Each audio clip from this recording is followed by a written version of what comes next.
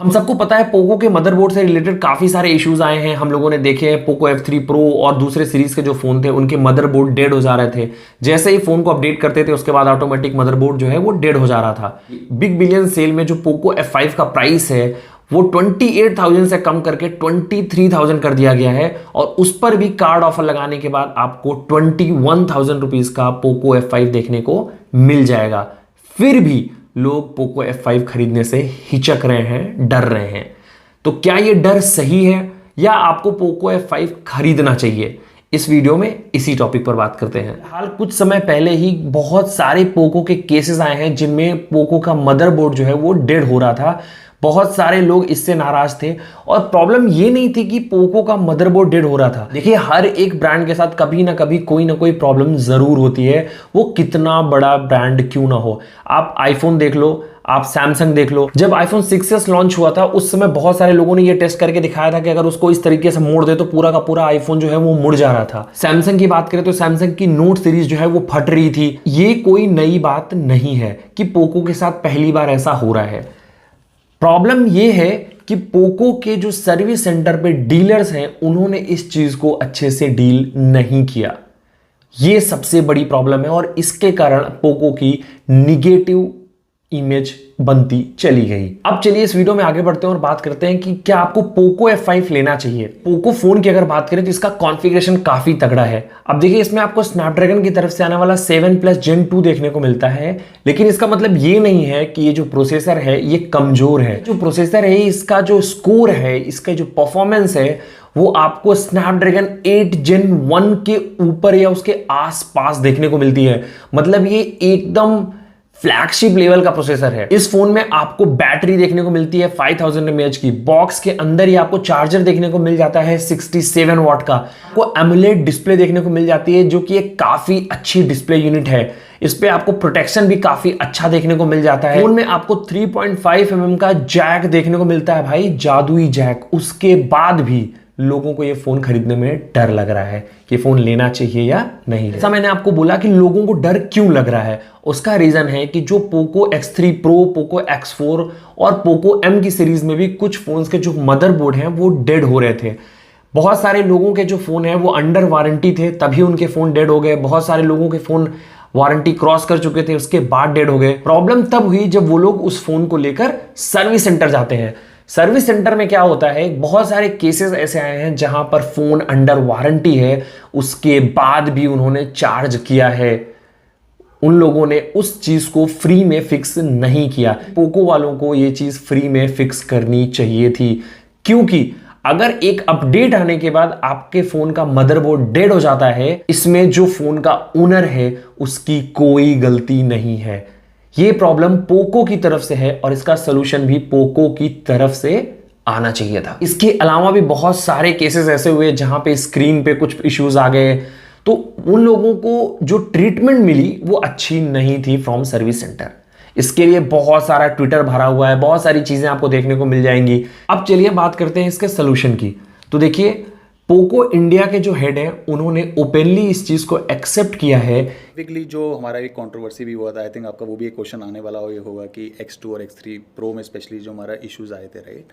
तो उसके लिए सबसे पहले है एक्नॉलेजमेंट, कि एक्नॉलेजमेंट आप पहले तो कई लोग जैसे एक्नॉलेज नहीं करते, हमने बोला कि हम एक्नॉलेज करते हैं कि सर्टन बैच में एक होती है टर्म, आपके लिए एजुकेशन के लिए भी, आपके व्यूअर्स के एजुकेशन के भी टर्म रहेगी, एक FFR होता है, field failure rate. Field failure rate का मीनिंग ये होता है, जैसे आपने 100 डिवाइसेस भेजे तो उसमें कितने फ़ोन वापस आए in service centre for any kind of issues, right. हमारा जनरली FFR रेट सारे प्रोडक्ट्स का रहता है 0.5। For X2 and X3 Pro उसका स्लाइटली बड़ा था। इसका मीनिंग है कि सर्टन बैच में थोड़ा सा क्वालिटी इश्यूज आया था। उसके लिए हमने क्या किया, X3 Pro में स्पेशली हमने 1+1 years of extended warranty the. Similarly F4, अभी F4 में कोई इशू नहीं था, but from a perception point of view हमने बोला कि लोगों के कंफर्ट के लिए 1+6 हम देते हैं। सिमिलरली हमने F5 में भी किया, बट X2 और X3 Pro में जो काफ़ी लोग बोलते हैं वो हमने एक्नॉलेज किया और उस पर सोल्यूशन प्रोवाइड कराया। उसमें मैं एक आपको बताऊंगा उसमें इशू क्या था कि since these are old phones, ठीक है, उसका जो चिपसेट होता है, जो मदरबोर्ड होता है, उसमें जो फॉल्ट्स आ रहे थे, जब उसका हम सोर्सिंग करते हैं वो ओल्ड डिवाइसेस की sourcing which is very very difficult. तो जो रिप्लेसमेंट होता है ना, जो उसको फिक्स करने का टाइम होता है, it is taking a lot of time. For example अगर आपको कोई फ़ोन ही ले लेगा, एक दिन के लिए ले लेगा तो आपको ऑब्वियसली इरिटेशन होगी, राइट। बट हमारे स्पेयर पार्ट्स का जो वो था कि ओल्ड स्पेयर पार्ट्स अवेलेबल नहीं थे, तो उससे थोड़ा टाइम ज़्यादा हो रहा था। उसी वजह से लोग ट्विटर पे आके थोड़ा सा एक्स्ट्रा वो बोल रहे थे कि 15 दिन लग रहे हैं, 20 दिन लग रहे हैं। बट आप ये एक्नॉलेज करिए कि हमने कितना एफर्ट मारा कि ओल्ड पार्ट्स को हम लेके आ रहे हैं इंडिया में एटलीस्ट। तो वो बहुत हमारे लिए चैलेंजिंग था और आई थिंक टिल डेट हमने काफ़ी उस पर सॉल्व किया। अब संचित मैं यही बताना चाहूँगा कि हमने इस पर काफ़ी काम करते हैं, बट लोग बुराई तो करते हैं, बट एक्चुअली में जो हम अच्छा काम कर रहे हैं ना वो अप्रिशिएट नहीं करते। मैं आपको बताता हूँ, शुरू में जब हमारा स्पेयर पार्ट्स का जब हम सोर्सिंग कर रहे थे क्वालिटीज़ के लिए, हमने X4 Pro जो नेक्स्ट जनरेशन है फ़ोन है, हमने फ्री दिया कंज्यूमर्स को, बट अनाउंस नहीं किया। फ्री दिया हमने X4 Pro और काफ़ी कंज्यूमर्स के पास उनको पता हो खुद ही, पर किसी ने आके ट्विटर पे अप्रिशिएट नहीं किया कि आपने फ्री फोन दे दिया उनको। इसके साथ ही अगर बात करें स्पेशली पोको F5 फोन की, तो बहुत ही लिमिटेड केसेस सुनाई दिए हैं जहां पर पोको F5 के मदरबोर्ड में इशू आया हो। ये जो मदरबोर्ड इशू था, ये पुरानी जो सीरीज थी उनकी X3 Pro स्पेशली, उस वाले सीरीज में आया था। पोको F5 में ऐसा इश्यूज बहुत कम देखने को मिला है। अब बात करते हैं कि क्या आपको ये फोन लेना चाहिए या नहीं लेना चाहिए। अगर आप गेम सेंट्रिक फोन ढूंढ रहे हैं, आपको गेम खेलना काफी पसंद है, वो कोई भी गेम हो, मोबाइल गेम PUBG हो या कोई दूसरे गेम हो, COD हो, उस केस में आप पोको F5 की तरफ देख सकते हैं।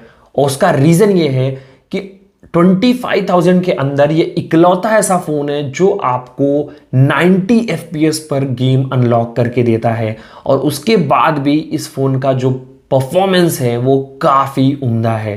तो आप डेफिनेटली पोको F5 को कंसीडर कर सकते हैं अगर आप गेमिंग करना चाहते हैं। चलिए बात करते हैं कि किसे पोको F5 नहीं लेना चाहिए। अगर आप एक कैमरा सेंट्रिक फोन ढूंढ रहे हैं, उस केस में आपको पोको F5 नहीं लेना चाहिए।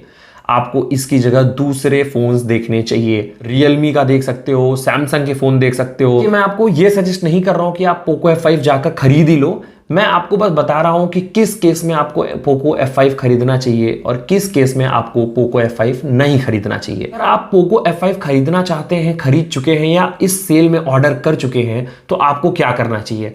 देखिए, अगर आप इन तीनों में किसी भी कैटेगरी में बिलोंग करते हैं, तो आपके लिए एक सिंपल सी एडवाइस है कि इस फोन को 2 साल तक यूज करें और 2 साल के अंदर ही इस फोन को आप सेल कर दो, बेच दो। क्यों? क्योंकि 2 साल की वारंटी आपको पोको की तरफ से देखने को मिलती है। तो अगर कोई इशू आता है तो डेफिनेटली आपको सर्विस सेंटर जाना पड़ेगा, लेकिन आपका फोन 2 साल तक अंडर वारंटी है, तो वो चीज पोको वाले अपनी तरफ से फिक्स कर देंगे। आप उसके बाद फोन इस्तेमाल कर सकते हो, लेकिन 2 साल के अंदर ही आप फोन को निकाल दो, बेच दो, सेल कर दो। ऐसा मैं इसलिए कह रहा हूं क्योंकि जैसे ही 2 साल कंप्लीट हो जाएगा और इन केस अगर आपके फोन में मदरबोर्ड डेड की प्रॉब्लम आती है या मदरबोर्ड से रिलेटेड कोई भी प्रॉब्लम आती है, तो सारा खर्च आपको अपनी जेब से करना पड़ेगा। इससे बेटर है कि आप 2 साल के अंदर फोन निकाल दो। फोन काफी अच्छा है। आपको इस प्राइस सेगमेंट में इस फोन को बीट करने वाला कोई भी फोन अवेलेबल नहीं है मार्केट में। पोको फोन से जुड़ी अगर कोई भी क्वेरी है तो आप डेफिनेटली मुझसे पूछ सकते हैं। वीडियो अगर इंफॉर्मेटिव लगी हो, वीडियो को लाइक करें, चैनल को सब्सक्राइब करें। फिर मिलते हैं अगले किसी वीडियो में, तब तक के लिए बाय बाय, टेक केयर।